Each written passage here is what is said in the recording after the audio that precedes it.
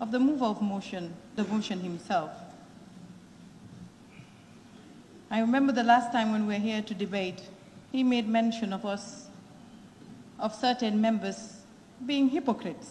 But I think this is the most hypocritical bill in the history of our legislature. And I'll tell you why, because of the issue of moral duplicity.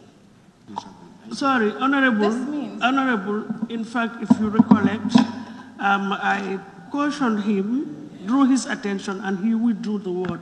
So let us not repeat. I would also withdraw. Thank you. Moving on. This is the issue of moral duplicity, that is citing honorable motives when there is indisputable evidence to the contrary. And that is what we are facing here right now. We all know why this bill is here at this time. It's not a secret. We all know that they are bringing this bill because of the issue of the United Democratic Party expelling the chairman of the Birkama Area Council and 2 other councils. That is the reason why we're having this bill at this time. And to the honorable members arguing of the harmonization of our laws, I'll put it to you, that argument will be baseless. Because if we really have the interests of the nation at heart, if we're really saying we should only those who elected you should have the right to recall you, then we need to have a second look at ourselves, particularly those elected. We've been here, people are saying we repeal Section 91(1)(d). What stopped us from repealing Section 91F or acting on Section 91F, which gives us the power to bring an act of the National Assembly that would give our electorates the power to recall us. We all sat on that quietly since this National Assembly came in, this 5th legislature came into being. No one made mention of that. What are we harmonizing?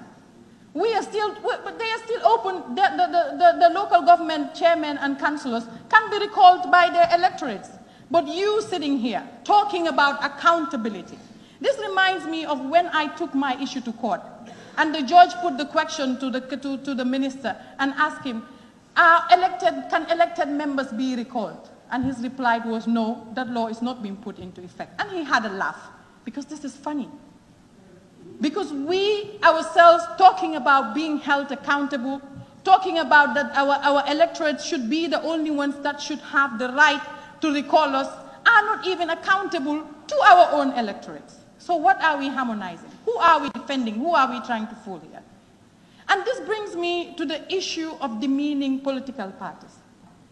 I don't understand, and it's really scary for me, and I'm scared for the young ones, the youths that are watching us today. Because if this is the heart of politics in this country, this is the home of politics and political parties. If us here in this building are demeaning political parties, saying political parties are sort of dictatorships, they control you, why are you even a member of a political party then? That is not my party. Political parties are the defining entities of a representative democracy. Without political parties, there is no democracy. Because these are people that have an agenda and put up people for elections to move that agenda. And believe me, if my political party's agenda was not the interest of the nation, I would not be a member of that political party. And if any one of you feel that way, that your political party does not have the interest of the nation and might hold you hostage, you should leave.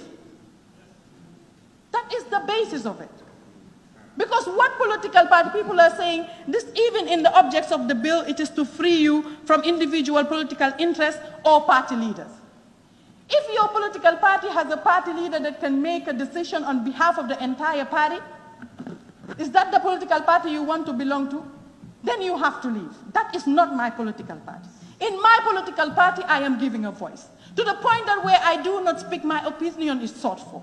That is my political party, and I will encourage every young person that if these are the political parties we have in this country, the kind that are likely to dictate their members, please, come join my political party. You're welcome, because there you would be giving an opinion and there wouldn't be any sort of dictatorship. Because it's very clear. We are so demeaning political parties. To those watching this, we are saying we have to encourage the youths to join politics. We have to encourage the youths to be leaders of tomorrow. How do we do that? And we are here demeaning political parties. As political parties is a group of witches and which it's wizards. I do not understand. And political parties, people are saying we have to follow your electorate's interests.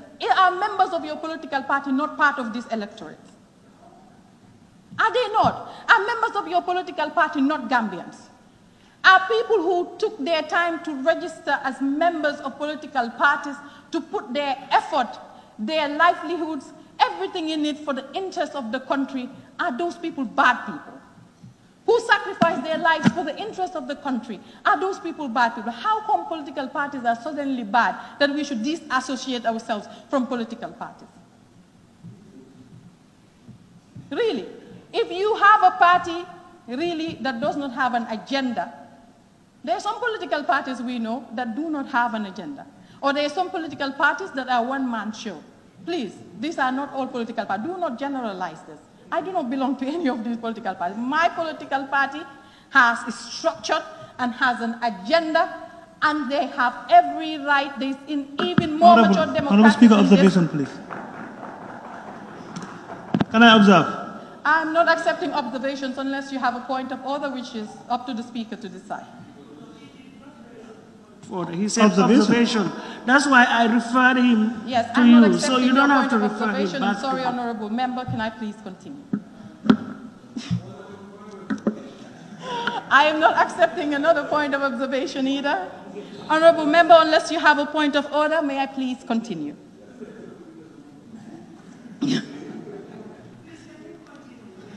Thank you. Honourable Speaker, we are not saying, I would refer to the Honourable Member of Fonyi Kansala. I'm the Vice Chair of the Local Government Committee. And the issues of the local government councils is very dear to my heart. And like the Honourable Member of Fonyi Kansala said, we have engaged the ministry several times. We have had all the mayors and councillors make proposals for amendments on how they can better serve their nation. We engaged the local government ministry. They told us, we have gone up to a stage of validation of an amendment bill of a local government act. And we have done all efforts. We have consulted all the people we are supposed to consult. So give us just little time. We are bringing the bill. Our only problem is there is going to be a new constitution is being drafted, and we are waiting to see what that constitution will have in case there are inconsistencies. And this is why we would have brought not only one, and the Honourable Member of Woolly said that we shouldn't make laws to serve a particular interest or because of a particular situation. But I feel with this amendment that's exactly what we are proposing to do. Because we all know this is to serve a particular interest. People are referring to Section 1911D. When we were amending that in this House, even though I was against it, no one was at risk. There was no one that was being expelled. There was nothing like that. But here, we know this is the situation of the Birkama Area Council. That is why this legislation is being brought for amendment to serve a particular purpose, a particular interest, and to address a particular situation. That is the reality. But may I just inform the Honourable Member that no matter what happens here, whether this bill is passed or not, the reality is you cannot save those people. That is law, because no law would be retrospective. What has happened has already happened, and if we really had the interest of the nation at heart, this would have been done beforehand. Not now, not this time, and the doing of this really is not in the interest of the nation. It's to serve a particular interest, a particular portion, to address a particular situation, and to remedy a grievance. And I'm sorry, I cannot support a bill based on those kind of personal interests. Thank you. Upper Salum.